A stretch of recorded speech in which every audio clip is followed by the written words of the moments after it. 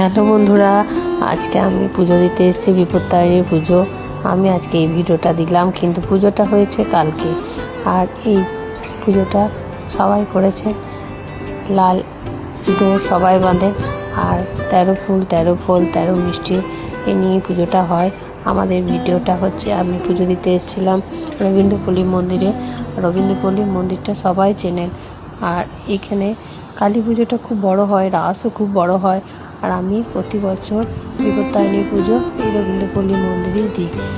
আর এই যে দাদাটা রয়েছে, এই দাদাটার একটু তাড়া ছিল, তাই দাদাটা তাড়াতাড়ি করে পুজোটা দিতে এসছে।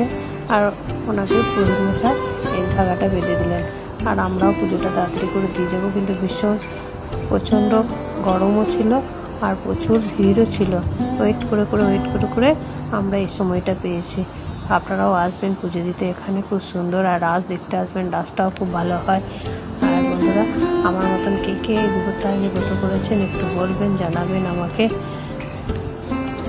আমার ভিডিওটা কেমন লাগলো একটু বলবেন।